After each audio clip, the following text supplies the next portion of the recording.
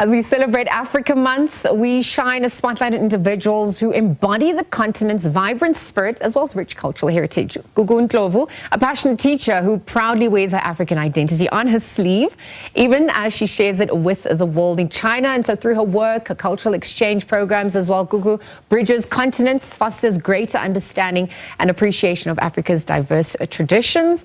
And so on that note, Gugu joins us here in studio to celebrate a story as part of Africa Month's festivities. Gugu, good morning and thank you for joining us. Good morning. Thank you so much for having me. So by trade, you're a teacher. Yes. But obviously, if we look at purpose, you are a cultural custodian. You restore agency. You remind us about who we are. Yes. And when would that shift have happened for you? Perhaps as you took on the role as teacher and got into the more layered, nuanced purpose work. Yeah, I think for me, the music has always been, you know, my way of sort of telling a story. Yes. And so even before there was teaching, there was music, right? Sure. And then I took a break in the midst of all of it because I wanted to be able to package my music in a way that would make sense, or rather in the way that I received the music, right?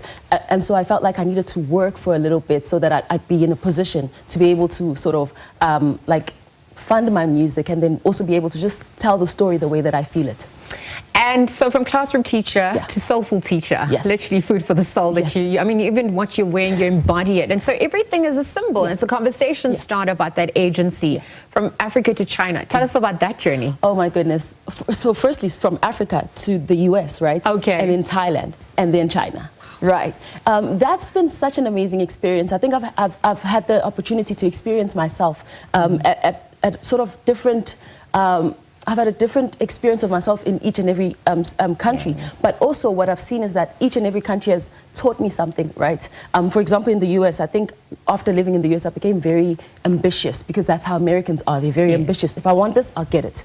And then when I moved to Thailand, that kind of taught me how to rest because Thai people are very chilled, calm, right? Yes. Ocean people. Yes, I needed that in my life at that time. And then when I moved to China, I realized Chinese people are very strategic. So I learned strategy. So each and every country has taught me something beautiful that I don't think I would have necessarily learned had I not left my own, you know, my comfort zone and things like those. So I think it's just each and every country has contributed to my becoming for sure. What was the contribution from Africa to them? Oh man, I think just Africans are very loving. Africans are very bold, and we're very cultured. So I think in every space that I've entered, I've been able to impart our culture, impart our love, and just, I think for me, for the most part, it's been that. And I'm asking this obviously because we're shining a spotlight on Africa Month, and every day is Africa Day for us. And while some people call it, you know, Africa, we call it home. And so when we look at what that actually means and the influence, how we exert that as well, what are you witnessing in terms of that agency and that transition? What more needs to be done for us to own that identity? I think just being proud of who we are and not always trying to, you know what I've learned about Chinese people is that they're very proud of who they are. They don't really care what's happening in the rest of the world. They don't care what cars are out there. They'll create their own and they're proud of that. And I think that's something that I've learned from Chinese people, which is amazing, right? And I think that as Africans, if we should also come through as Africans, be proud of who we are because we're amazing people, right? Absolutely. Celebrate our culture. But I also think that we're doing so well in that all of these countries are now trying to celebrate our culture. So I think we're doing really well in showcasing who we really are. So remembering that we're the magic the world's been looking for. Oh, yes, we are. And that's soul. Yes, we are. When you assimilate into other cultures, I'm sure there are some challenges as well. Perhaps modus operandi, how people think and eat. It's different to how we are. What are those biggest challenges that you would have experienced perhaps in an Asian market, American market? Oh, man. So in the US, I think the biggest thing was we're very polite as Africans. Americans are very pushy and very strong and bold. And if you don't know who they are, they will remind you. Yes. And so getting into that space, I had to learn to sort of stand my ground, right?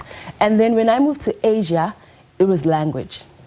There was like that for me was the biggest culture shock, and food, right? And the mannerisms. Those things for me are some of the things that have stood out for me in Asia. Just the mannerisms, the food, the way of life. But you know, humans adapt. So after a while, you start thinking of food that you never thought you'd eat. It's like, oh, this is actually really yummy, right? Yeah. And so I think after a while, you definitely start to ease into it, and you start to celebrate the culture as well. Yeah. And you look at then gastro diplomacy, which is about the exchange of culture through food. Yeah. You become an ambassador unofficially for us as well. Yes. And I wonder if you look at those influences and how it then permeates through the arts, the storytelling process that you undergo. Yeah.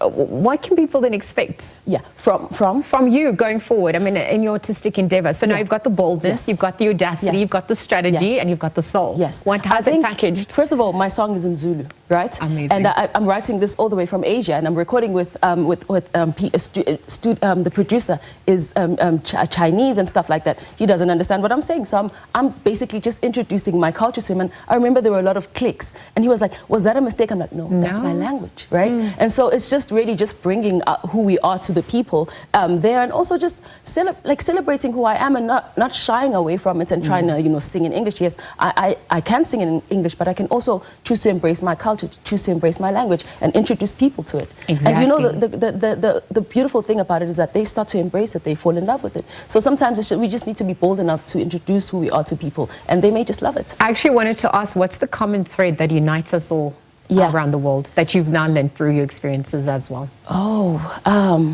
Sheesh. Is it the heart of the matter? Definitely the heart. Okay.